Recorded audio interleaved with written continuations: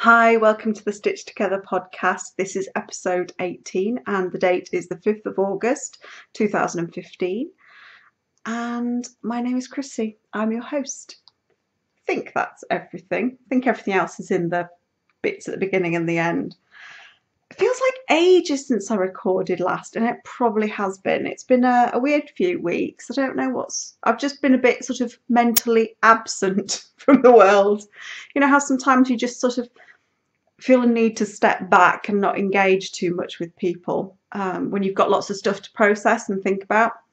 Well, I've been doing that quite a bit, so I feel like I'm finally ready to come out and get engaged with the world again, and that's why I'm podcasting. I kind of snuck it up upon myself. Sometimes I do that if there's something I'm sort of thinking that's a bit of a chore. I sort of just start getting things ready and just do it, because once I start getting it ready I can't back out, because there's so much stuff I have to bring into the same area. And in fact, I'm absolutely surrounded by towering piles of stuff to show you, and I think probably with that in mind we should get on with it. First of all, stuff and things. The crafting with colour knit along is still going strong. It finishes at the end of August the 31st, and you can go and find all the rules and things over on the Ravelry group, and also on the Ravelry group is photographs and details of all the prizes. There are 3 different prizes, and they've all been very kindly donated, so go and have a look at them and have a dig around in your stash and see if there's anything you can pull out that you can do some colour work with. And by colour work I mean stripes, intarsia, slip stitch, fair isle, whatever you want, just more than one colour involved in it. And there have been some amazing entries on the finished object thread, so if you want some ideas, go and have a look in there. Also go and have a look in the chat thread, because there's also a lot of sort of inspiration talks going on in there. It's been a really nice friendly group and I've really enjoyed it. And I think really that's all I've got for stuff and things. Is just a reminder about the cow. And in the done and dusted section, which comes next, I have my finished crafting with colour object entry. It's not really an entry because it's my craft, my knit along, so it's not, is it? It's not an entry. It's just my,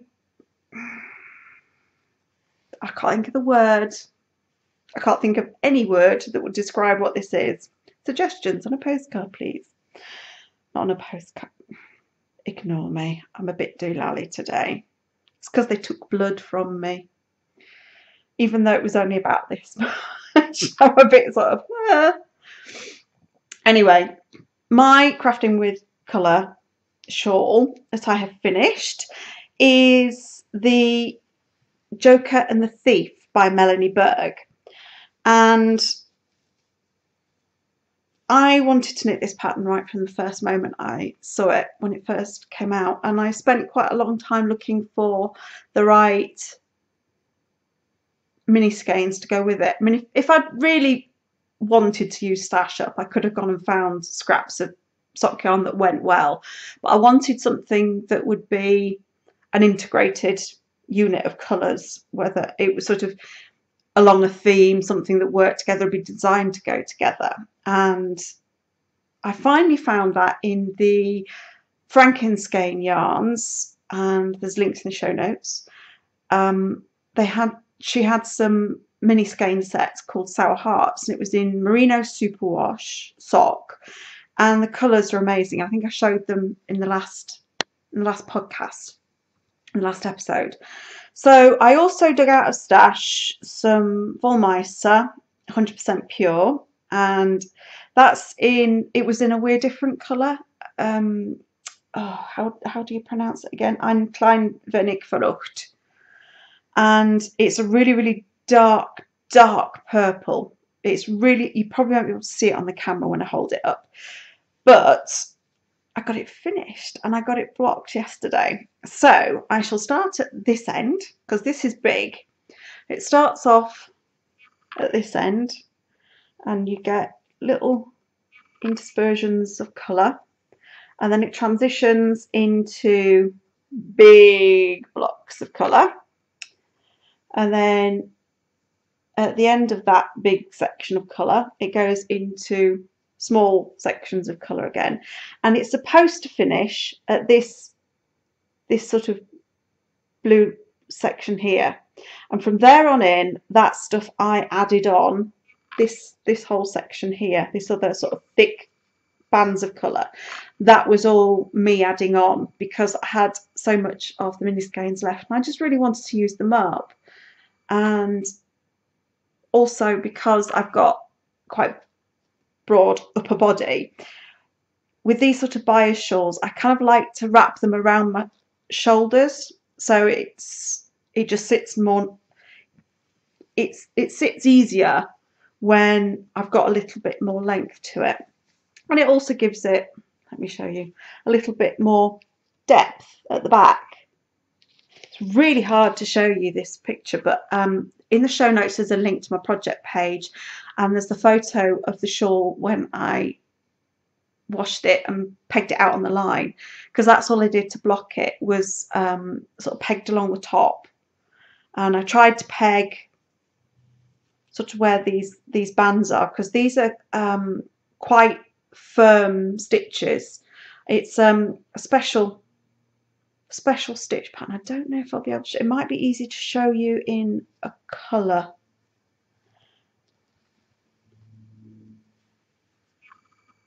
There we go. Maybe a bit darker colour. Anyway, the stitches are kind of crossed over each other, and that gives it a little bit of sturdiness. So I pinned along the top where those stitches were and just hung it out to dry and let the weight of the wet yarn pull it out, because I didn't want it to be totally pulled out of shape, because I wanted to keep a bit of this sort of rippling effect that you get in the middle, and I thought if I pulled it too tight you'd lose a lot of that. So I'm really pleased with it. It's nice and soft as expected. Wollmeister is a yarn that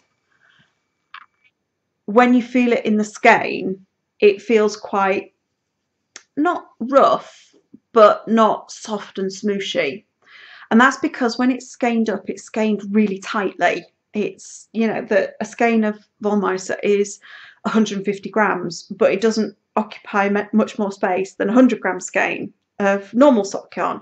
That's because it's skeined really tight. So it means that there's no give in the skein. So once you've knit it and blocked it and it sort of comes into its own, it sort of blooms out, that's when you get the softness. So if you sort of found Wollmeister that you've seen in a shop and you felt it and gone, well, don't really think much of that, why is everyone raving about it? That's why. If you want to find out how Wollmeister really feels, it's best to actually meet someone who's actually knit with it or has a skein that's been balled up in which to knit with, and you'll get a much better idea of how it feels. I mean, there are tons and tons of yarns out there that have a similar feel, don't get me wrong, and lots of other indie dyers do amazing colours, but Wollmeister has these incredibly deep saturated colours that I really love. So that's why I buy from there, because I really like those deep saturated colours, and it very rarely bleeds. It's very well dyed, it's really fixed, so that's always helpful if you're doing striping like this. For instance, you can't see any of the dark purple running into the bright colour. It's just not there. I mean, part of that is because when I'm doing knitting that has strong colour contrasts in it, I dye it with unscented wool wash, because unscented wool wash is much less likely to pull out the dye. Any loose dye is much less likely to do that. Quite often you'll find that if you use scented wool wash, like Soak and Euclan, you may find an abundance of colour in the water when you take your item out, which is fine. It doesn't show, but if you've got strong colour contrast, that's gonna leach into the lighter colour.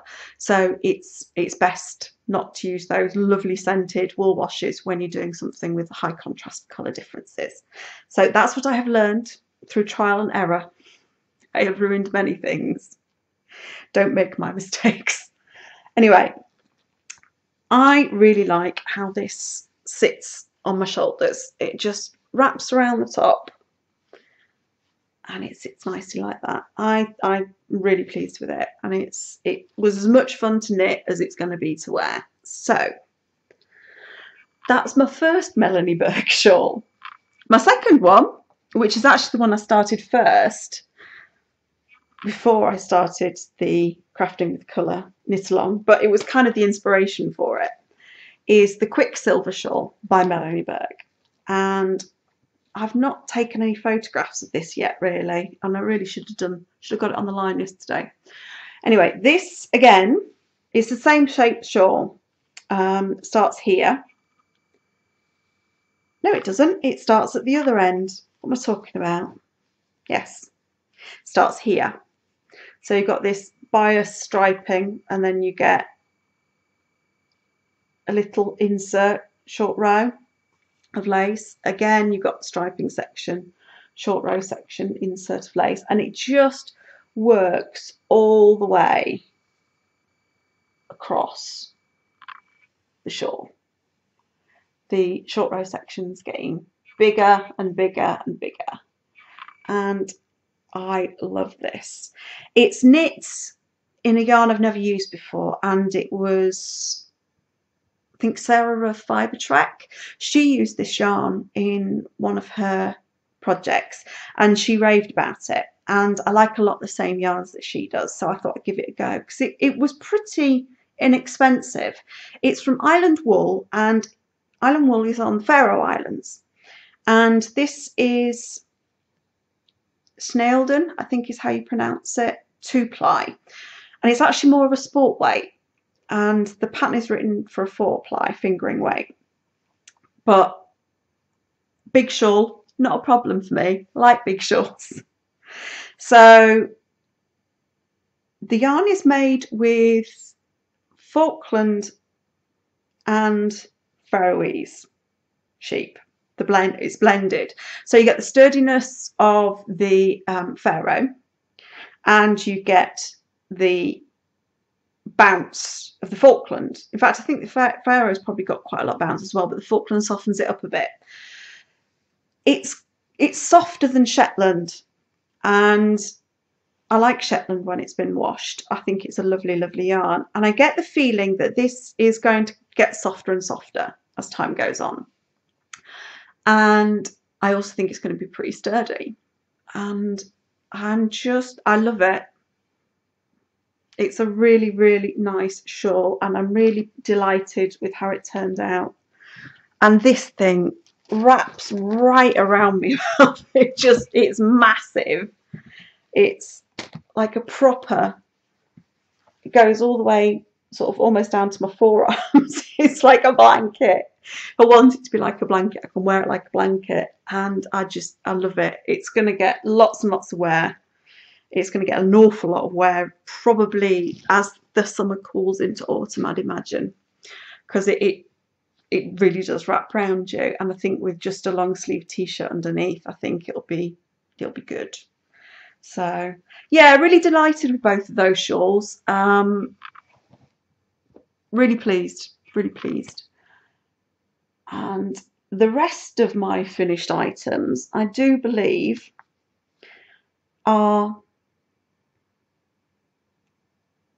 most of them are spinning from the Tour de Fleece, which finished, when did it finish? Last week? Weekend before last. So where shall I start? I have an awful lot to show you. The main thing that I wanted to do for Tour de Fleece was to spin up this fibre I got as a gift for my birthday from my brother and sister-in-law, and it was Countess Ablaze fibre. Oh, my tower of stuff is falling over. And this fibre was a blend. Countess Ablaze does quite a few of these blends. And the blend was called Extravagance and Cruelty. And I also had a braid of it myself that I bought. So I actually started the tour with these 300-gram braids that I wanted to spin up over the tour. And the blend is 62% merino, 12% alpaca, 12% Angelina and 12% Seacell. It's a lot of Angelina. It's still got throughout the house. You know, you can hoover, you can sweep, and you still find it. So I probably wouldn't go for as much Angelina in a fibre blend again. I mean, it's very, very pretty, and it's still nice and soft, but there was a lot of it and it got everywhere. And I did a 3-ply, and Lindsay of Countess Ablaze actually contacted me and said it was interesting to see it plied up because most people had spun it as a single. And I've never spun a single, and I'm a bit nervous about it. Yeah.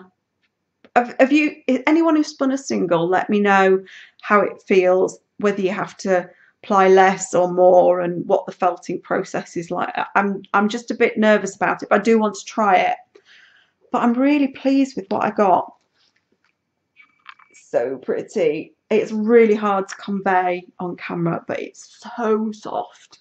Unbelievably soft, because that's the merino, the alpaca and the Seacell bit. See if you can. That's about true colour, but it's hard to see the individual bits. Ooh. Anyway, I'm really, really pleased with it because the Seacell gives a real shine, a depth to it, and it's just unbelievably soft. And I got a worsted weight, and total meterage was 487 meters, which is more than enough to do a decent size shawl. So I was really pleased with getting that done. In fact, I just got completely on the spinning trail. I just couldn't seem to stop spinning at all throughout the Tour de Fleece. It's like I wasn't wanting to put my spindle up and pick up my knitting needles. And that's why the Joker and the Thief took me so long, because it was just, I just wanted to spin. And there was so much inspiration around on Instagram and on Ravelry and things like that. I just didn't want to stop it. So after I'd finished that, I picked up something else. I decided I wanted to have a bit of a contrast to that, and I picked up the braid for this. Now, this is from Fondant Fibre, and it's BFL, and the colourway is Luckenbooth. Now, I had this for quite a while, and I really like it's oatmeal BFL, I should say, and I just really liked the big blocks of colour.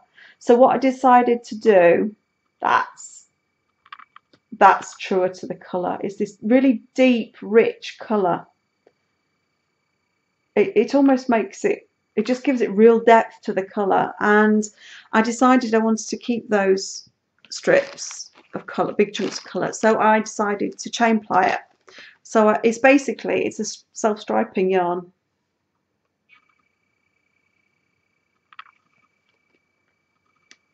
It's really hard to, the camera kind of blocks the light. Anyway, what I got from that was, it's a heavy fingering weight, almost a sport, and it is 275 meters. So I think that's more than enough to do something quite interesting with. And I'm really pleased with how evenly it came out. Very, very pleased. So yeah, I don't know what I'm going to do with that. Possibly it would be nice to make one of those long mitts that I sort of did the design for myself. Maybe something like that.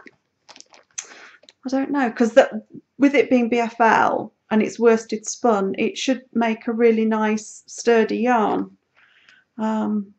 Yeah, really, really pleased with that. And then after that, I'd enjoyed the BFL so much, I decided to do some more. And this I did as a 2-ply. And it's from Sarah's Texture Crafts, and the colourway is Precious Rock. And I just did it as a 2-ply. I kind of wanted to make it a bit barber pole-y, but there wasn't really enough different colours to sort of have them mismatched all the way through. And I think my error was not making the second ply, is not dividing the strips into much smaller sections when I did the second ply, because that would have made the repeats much shorter of the different colours. And I didn't divide, I only divided the second half of the braid into 2. So, but yeah, I really like the colours, they're beautiful. It's hard to show true colour. It's a really lovely sort of pinky, purpley colour with some tan and some sage and taupe kind of colour. It's lovely. I'm really pleased with it. It's very soft and springy. And with that, I got 254 metres of a sport weight, and that again was spun worsted. So that's my first lot of spinning. And before Tour de Fleece started, I actually had something already on my spindles, and I think I showed you this ages ago. And this is Skein Yarns, and it's 80% Polworth and 20% silk, and it's a 2-ply, and it's semi-woolen. Now, semi-woolen is when it's a worsted prep, in this case comb top, but it's spun long draw. And I did it on a Russian spindle, which is the first time I've actually managed to finish a skein on a Russian spindle. And because of the nature of a Russian spindle, it doesn't kind of spin upright the way Tibetan spindles do or beadwell spindles do. So with that, you can almost take your hands off the spindle and just use the sort of the leader bit of the single that you're spinning. You can almost use that to hold the spindle upright, and that's how I do worsted spun on a spindle. But with a Russian spindle, quite a heavy one, you kind of have to keep your hands on it all the time. So I kind of did it as almost, I suppose what you call as a supported long draw, where I spun the spindle kind of rested in the palm, the tip of the spindle rested in the palm and spun. The single came off the top of the spindle, and I controlled the twist with this hand, this finger, and did long draw with that hand, and every now and again controlled the twist at that end while I pulled out slubs and things, and just made it even that way. But all the time the spindle was resting in the palm of my hand. So it was kind of, I suppose, almost like a supported long draw. But it seemed to work really well, and as you can see, there is plenty of air in that. I mean, Polworth is like that anyway, but this is particularly bouncy yarn. It's very, very smooshy.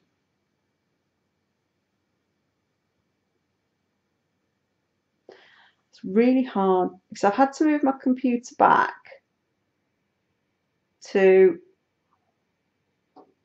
stop the noise of what something's making a noise and causing problems on the sound on the camera. So I've moved it back, and it's really far away, so it's really hard to see if you're seeing the details. Anyway, it was mainly dyed in 2 colours, which was this kind of taupe and the sage, and I just love how subtle it looks. I just really, really like it, and it's got all this warm smooshiness. And I got 250 metres of a heavy DK weight, and that I think is a pretty good yardage. I should say meterage, because I measure in meters, for something that's this thick, and it's because of the loft in it. And yeah, that'll make an amazing cowl or hat or something. So yeah, I'm really, really pleased with how that turned out. And that's all my spinning for done and dusted. However, I decided, I was inspired by Happy Debs, who sent us some of her own hand-dyed yarn to give away for the this long. And I was talking with her about it, and it reminded me that I had the gear to do dyeing with cake decorating gels. And I'd done some and I've shared it in the past, but I've not done any in ages. I've not felt well enough. And I just thought, you know what, I'm going to play with the last 2 skeins of undyed yarn I've got. So I did. And I'm really pleased with what I got.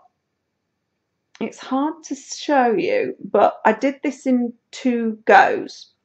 So I did all this dyeing in the microwave, and it's kind of kettle dyed in a way. It's done in a big Pyrex bowl.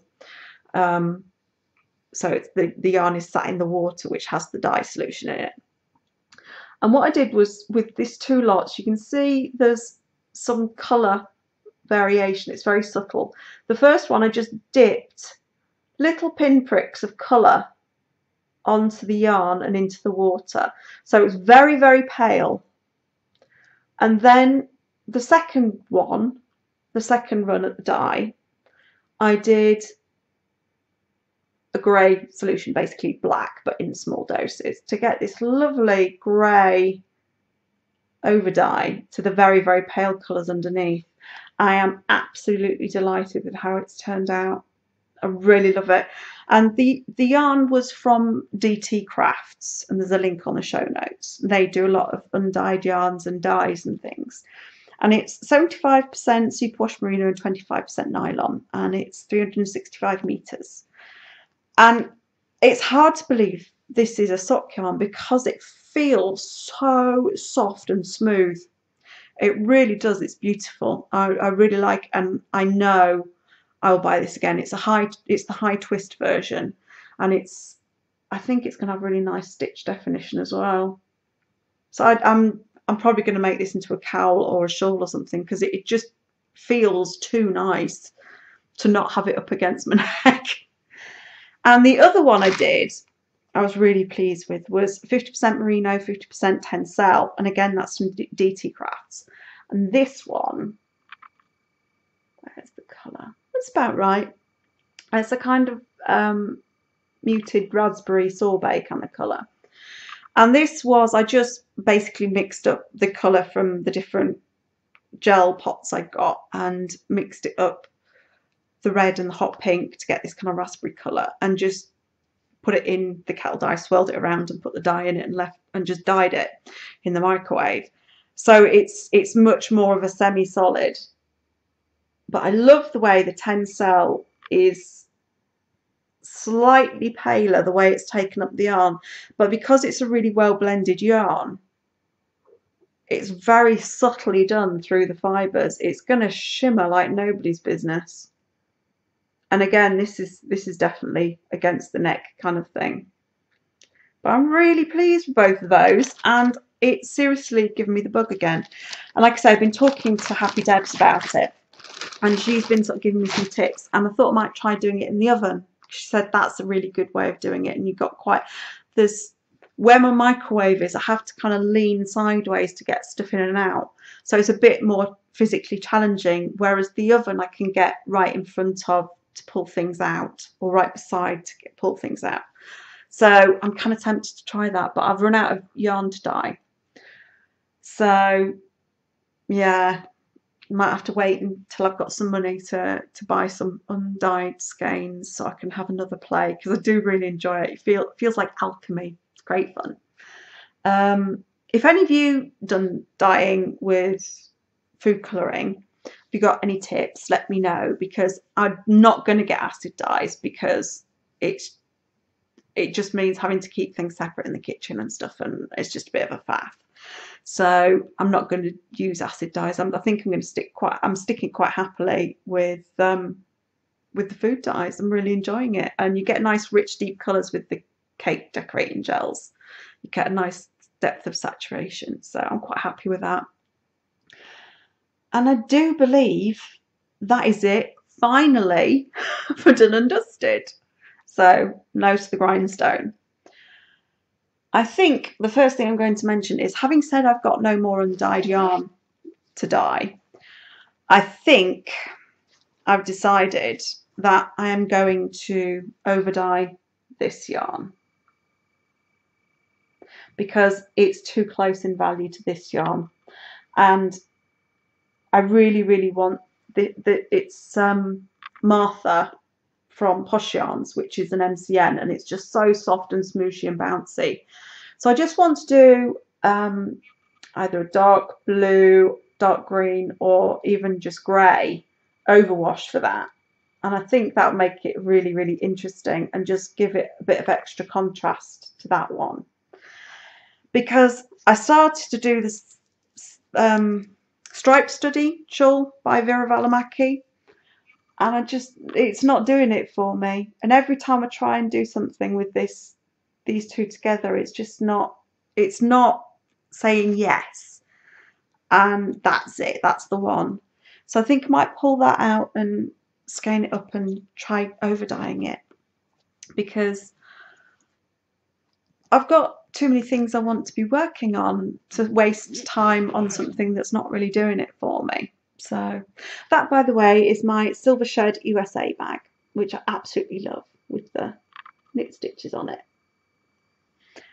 Very good value, her bags. They're beautifully made. So what else am I working on? I am working on another spinning project, and that is Yarn Geek fibres. I bought this fibre about a year ago when there was a discount voucher, and she dies to order, and I ordered this colourway, which was Iron Man 2, and she dyed it up, and she said there's something wrong with the dyeing, it's not going the colourway, it's not dyeing the way it should be dyeing. And she thought it might have been something to do with some water additives that have been put through the system in her city. So she tried again, and again it wasn't working the way she wanted. And I said, look, before you waste any more time, show me what you've got. It may be that I like it. And she did. And I did really like it. So this is what I got. Actually, that's pretty good. That's pretty accurate. And this is BFL. Yes, you can see I've followed my BFL big time this last few months. And it's absolutely gorgeous. It's beautifully prepped. And let me see if I can show you. yarngeekfibres.com. It's beautifully prepped. So she showed me, and I went, you know what, that one is great. I'm happy to have that. And she sent it. And she also sent the other braid that she dyed at the same time, because she said, well, it's a one-of-a-kind colourway, I can't sell it online. It's, you know, you may as well have it after waiting for so long for it. And I was like, that is amazing service, thank you so much.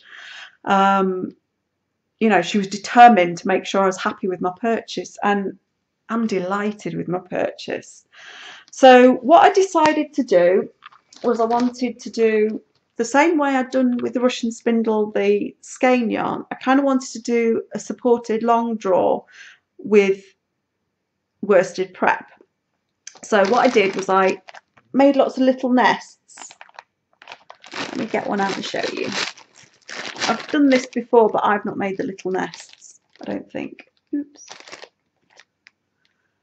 So essentially I just unwind it and spin from the end, but it's doing long draw, though it's going from the tip.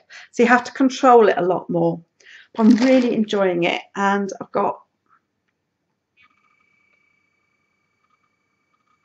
this lovely rich colour. It's sort of mixed up the colours a lot better because they're in these small sections, these little nesty bits. And I'm absolutely delighted with it. And this is my Neil brand spindle. which I absolutely love. It's got a little metal tip. I don't know if you can see that, whether it's focused well enough. But it's like almost like a half a ball bearing, and it spins forever. It's beautifully balanced. I love it, really like it, and I'd quite happy buy another Neil brand one. But they're quite hard to get hold of, probably even harder than the Spanish peacock ones, to be honest, which is telling with the amount of Spanish peacock spindles I've got. I think I've got 5 now. But that's what I'm working on. Again, it's a larger quantity. It's 8 ounces. And I'm really enjoying spinning these bigger amounts. You feel like you've got more opportunity to use it in something other than a hat, if you see what I mean. Because quite often my hand spun is not as, it's basically denser and heavier than commercial yarns. If you'll excuse me a second, I've got a dry throat. Not used to all this talking, you see.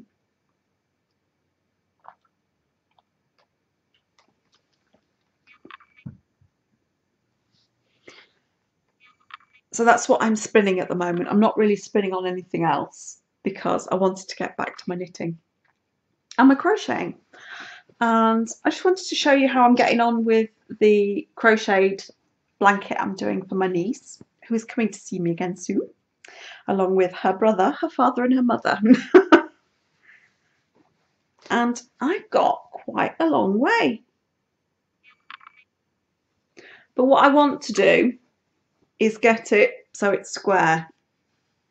So if you put corner to corner, you can kind of see there's a way to go yet, because there's this much left if you do corner to corner. So, but I'm really enjoying it, but it's something I kind of have to watch my hands when I'm crocheting, because otherwise I sort of split it and miss where I'm supposed to be putting the hook and stuff. I'm not as confident with crocheting without looking as I am knitting without looking. It's absolutely a breeze, but I've not done enough crocheting to make it that way with the other craft. But yeah, I'm enjoying that, doing bits and pieces. I mean, I wanted to give it to her for her birthday in June, but I knew I was not going to make that target, so I backed off, and now it's going to be a Christmas present. Makes it less pressurized. So after finishing those 2 big shawls, I decided I wanted to knit another shawl, as you do, as I do anyway. And I'm making this up partly because what I'm doing is I'm using, let me see if I can, it's really hard to show you because it's hard to show the contrast. Anyway, this section in the centre is going to be the chart from my refraction shawlette pattern. So the centre is going to be like half a triangle, and the outer sections are garter stitch, and I'm doing it so they're larger than triangles, so they're elongated. So hopefully the pattern section will sit along down the back of my neck and down to my back, and the winged sections will wrap around nicely and hold it in place. And I'm knitting that out of Dye for Yarn's Superwash BFL sock in the wooden treasure chest colourway, and it's a lovely neutral. And I've sort of been saying for a long time I need more neutral shawls.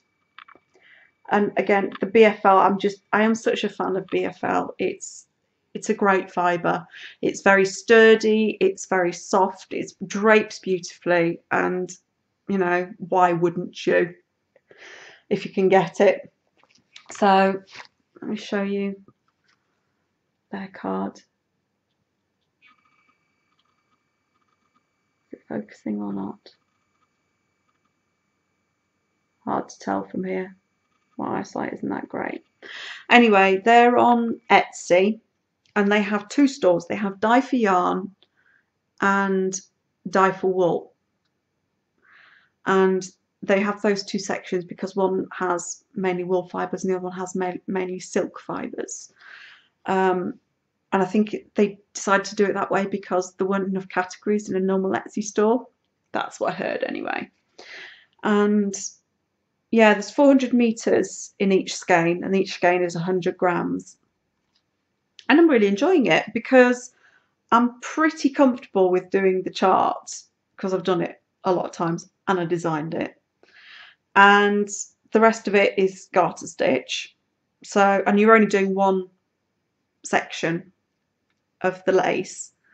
And yeah, I'm enjoying it. I think it's going to be a fun knit, and I've decided to do the top border in I-cord edging. Makes it nice and neat, especially against garter stitch. I really like it against garter stitch. Because I did that with my dotted rays shawl that Stephen West designed, and I really liked it, so I decided to do something a bit different with this. And I've decided if I like it, I might release the pattern as a kind of part of a collection, the refraction collection, so to speak. I don't know. I'll see how it goes. It's just an idea that's been percolating for a bit. So, and lastly, in my nose to the grindstone, is a hitofude, or hitofude, hitofude, I think is how you pronounce it. And I'm doing this in Araucania botany lace.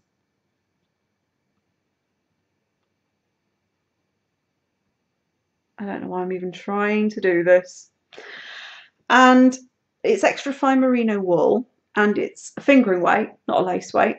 And it's, yeah, it's pure merino, and it has 410 meters per 100 grams. And oh God, itch from all the fluff. Do apologise. I know it's really irritating when you see people doing that on camera, but it's Anyway, I didn't normally go for this sort of colours for garments, but I actually wear quite a lot of colours that would go with this. So I decided, when I saw this yarn available in the sale at Stash Fine Yarns, it was worth getting, because 3 or 4 skeins of sock weight yarn from an indie dyer, because I definitely wanted to do it in a semi-solid, would normally cost quite a lot. But Stash Fine Yarns had they do good sale stuff anyway, but they also had, for summer, 35% off on top of the sale prices. So it was very reasonable for me to get 4 skeins of this, and I really, really like it. It's a really pretty colour, and I think it'll be good for me. I kind of avoided sort of pinks and stuff when for lots of years. When I dyed my hair red, it just didn't look right. And since I've gone blonde again, back to nearly my natural colour, I look a lot better in these colours. And I just think my skin tone has changed as well as I've got a bit older. I think, you know, your skin changes over the years, and I think it does well with this sort of pink. So yeah, I only started yesterday. Well, I only cast on yesterday, but I've been swatching like a maniac because I messed up. I actually ended up doing 3 swatches. I started with the swatch that I was given, the needle size that was given, and that was a 3.5 millimeter. And I did that, and it was slightly, the needle was slightly too small, which is really unusual for me because I'm quite a loose knitter. So what I should have done, that's the stitch pattern. It's really nice and easy. It's really simple. I mean, after I'd done the halfway up the first swatch, I didn't have to look at the chart. And instead of going up a needle size, I went down a needle size, because that's what I always do when my swatch doesn't meet gauge. So I did that, and then I measured it and I went, well, that's wrong. That's even more stitches per inch.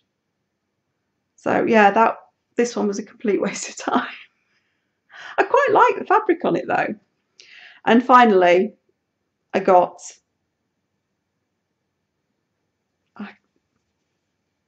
the way around. I got the right stitch count on this one. So I've gone up to a 3.75 and using my poke me not,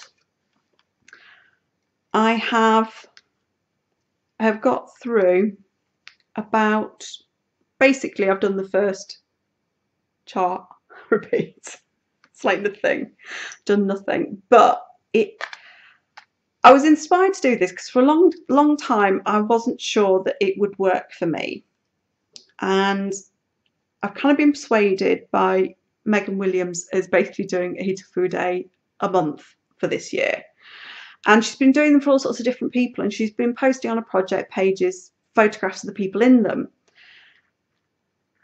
and they're all different shapes and sizes and they all look really good in it.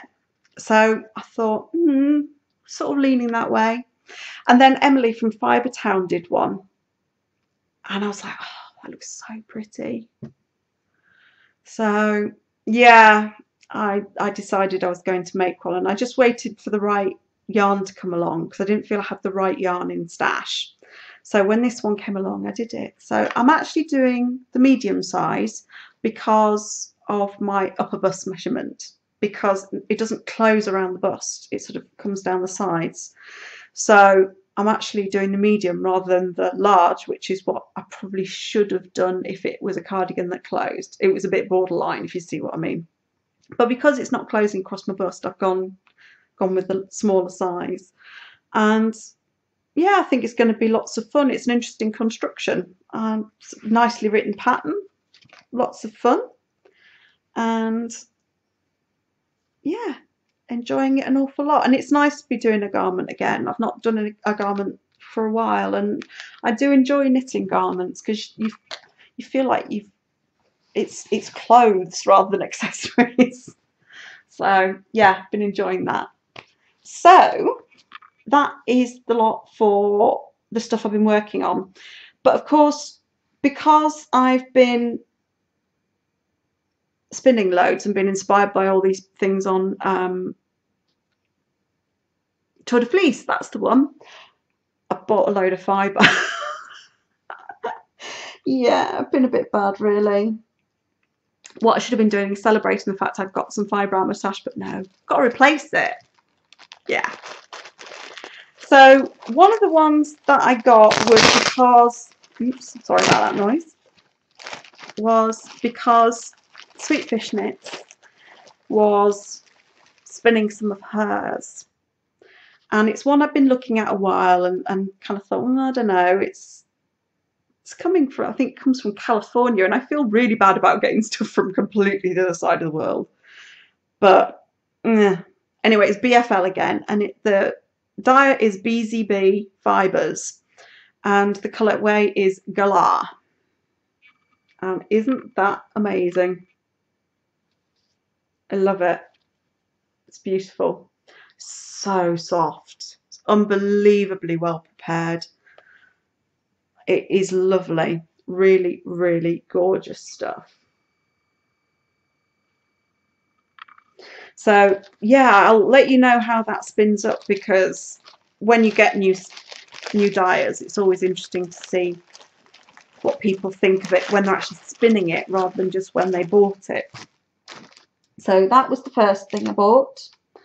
And secondly, I've been drooling over hobbledehoy for a very long time. Everyone raves about hobbledehoy and the sense of colour and the little mini bats that she does. What they call it? Did she call them batlings or something like that? Anyway, but they're always a bit too expensive for me.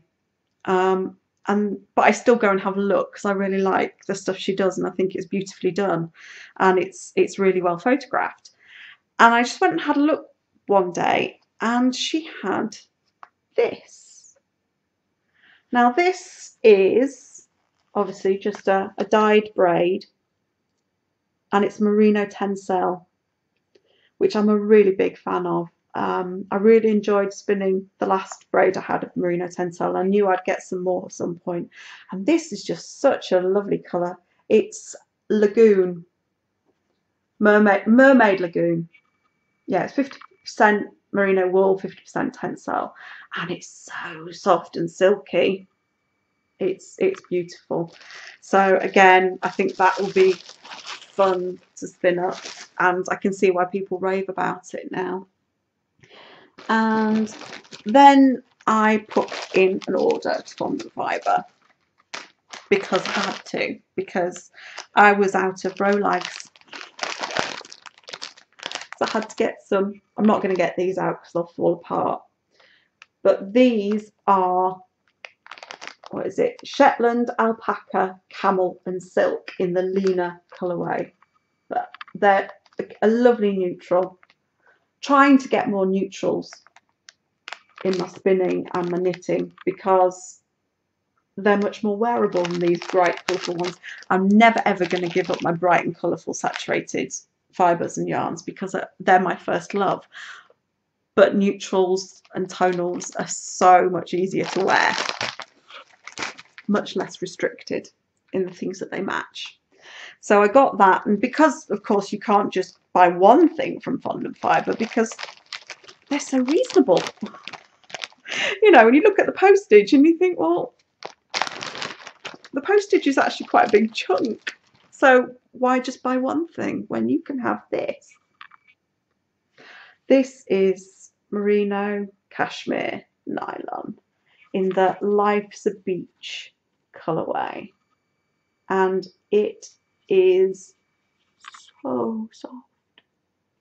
So soft. It's beautiful. And the colours are just, they're delicious.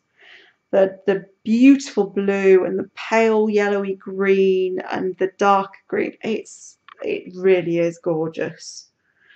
And I'm really looking forward to spinning that because I've not spun much MCN at all.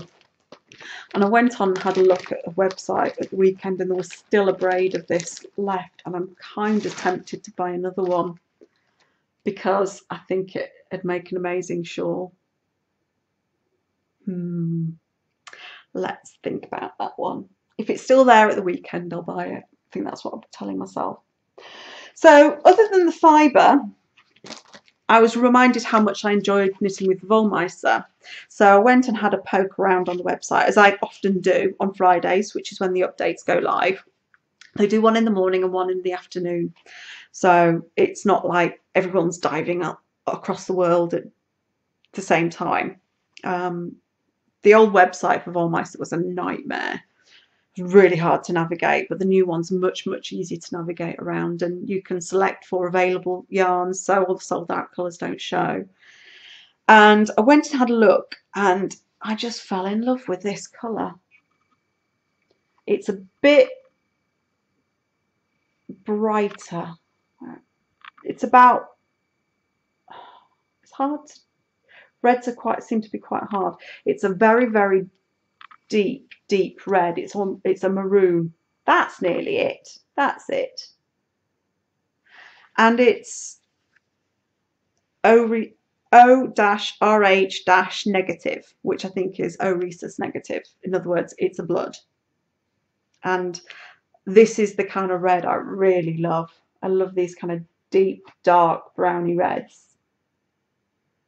Really like it. And I've been trying to buy, when I buy skeins of sock yarn, I've been trying to buy 2 skeins of a colourway because I really like the bigger shawls. So that's like I'm knitting at the moment with the BFL. So what I've been trying to do is buy 2 skeins at a time so I can do something a bit bigger, because those are the things I like wearing more. I mean, I've got loads of little shawlette things to wear on my neck, but when I'm sat on the sofa and I want to warm up, that doesn't do it. I want a big shawl I can wrap right around me instead of putting a cardigan on. So yeah, that was a bit of a treat, that. So she who's absolutely surrounded by mountains of stuff she's bought. The other thing I bought, which is something I've been waiting for quite a long time for, is a mini skein set, and it's an ombre shawl kit from Yarn Luxe, who is based in Russia. Now, Russia is not in the EU, which means if it's over £15, I have to pay the customs charges. So I've not really seen anything on there that I wanted enough to pay the customs charges for. And then she released a discount code, the 10% discount code, which meant it dropped it under £15. So I decided to go for it. And it goes from moss to berry, is what it says. Hard to show you, but I don't want to get it out of the packet because I'll never get it looking as pretty again. And it's 200 grams of superwash merino sock weight yarn, and I have actually had a fondle, and it's nice and soft and bouncy, and I'm really looking forward to using that. And in fact, what I'm planning on doing with that is making another dotted ray shawl, Stephen West one, because I think the gradient on that will look amazing. It'll look really, really beautiful. So that's definitely going to come up soon, that one. So I have to warn you, the yarn is lovely, the dyeing is lovely. However, when you buy yarn from or fibre from Russia and you are not in Russia, you will wait. It was nearly a month after she posted it that I got it. It took a long time, and apparently that's standard. So be warned, if you ever want to buy anything from Russia, you're going to have to wait. Don't order it expecting it to get in a week's time. You won't. So that's my piece of advice. So lastly, what I have is related to the online community section. I won a prize from another person's podcast, and that other person is Mando Bug Crafts, and she did, it was a double dip cal. So basically, if you'd entered something into another cal, you could also enter it in hers, which was a really interesting concept. So the thing that I won the prize for was actually an entry to the Caffeinated Knitting podcast cal that I also won a prize for. So I was like, wow, did really well off that one. But she had 2 skeins of yarn that she dyed and something else, and basically if you were the first person to reply, you got the dibs on what colourway you wanted. So I got in first and I chose this one, which is a lovely purpley pink, and she dyed it herself. She does a lot of dyeing and I really like it. It's really pretty. And the wool base she used was Wool to Die For, with the number 2 and the number 4 platinum sock, which is 75% superwash merino, 25% nylon, and it's 100 grams and 463 yards. And it feels like a nice sturdy item, so it probably make good fingerless mitts or really nice socks as well. So that was a really nice surprise when I got that, and the fact I got in first was also great. And if you've not seen Mando Bug Crafts podcast, go and have a look. She is so lovely. She is such a sweetheart, and I really like the stuff she works on. She does some really interesting spinning and dyeing, and she also sews as well as knitting. So yeah, she's interesting. If you've not seen her, go and check her out. So I think finally that's your lot. Yeah, it's going to take me ages to put all this lot away. Actually, no, before I go, I have very, very reluctantly started acknowledging to myself that I need to de-stash. I've got no more room. And I've got stuff that I've had for like 5 or 6 years I'm just not going to use because my tastes have changed. So I've put a few bits on my trade sale page on Ravelry for de-stash, because those are the ones I could just instantly look to go, yeah, I'm never going to use that, and put them up. However, if you see something that you really, really want, you can always ask if I'll be prepared to sell it. I'm more than likely to say no, I love it too much, I can't let it go. However, there is stuff that I've not put up that I probably might be persuaded to let go. So if you see something on my stash page, just give me a shout. I've what I've done is a lot of the time I manage to get really good bargains, especially on stuff where it's like a sweater's quantity. I very rarely pay full price. So what I'm doing is passing on those savings to the people who buy it from me. For instance, I recently destashed some Noro Seku yarn and I paid less than half price for it. So I sold it for less than half price. So yeah, I had about 3 inquiries for those. So I could have charged more, but I wasn't going to. I'm not doing it to make a profit. I'm just doing it to let my yarn go. Let it go and be something in somebody else's stash. Let them sort of spend time creating with it rather than just sitting in my stash doing nothing, twiddling its thumbs, whistling, going, I'm bored. So that's what I've decided to do. So yeah, if there's anything you spotted that you think you can't live without that isn't in the destash page, ask. I may be persuaded. Even if it's got stuff in the queue, because I've got about 150 odd things in my queue. I'm never going to get around to knitting them all. So if you see something, even if it's got something allocated to it in the queue, if it's quite low down in my queue, that I probably will let it go. If it's higher up in the queue, I probably won't, but it's worth asking. So that's it. I dread to think how long this has gone on for. Oh, it's not that bad. It's just over an hour. That's actually not bad for me because I've not got much blather to talk about. So yeah, I'll try not to leave it so long. I always say that. Doesn't happen. I'll record when I feel I can. So, but I am always on Instagram. I'm always on Ravelry. Come and chat in the group on Ravelry. It's good fun. The people there are lovely, and I check there every day, several times a day. So I'm around online even if I'm not recording a podcast. So come and say hello on Instagram or Twitter or the Facebook page or Ravelry. It'd be lovely to chat with you. So without further ado, I shall say goodbye to you and hopefully I'll see you soon. Bye.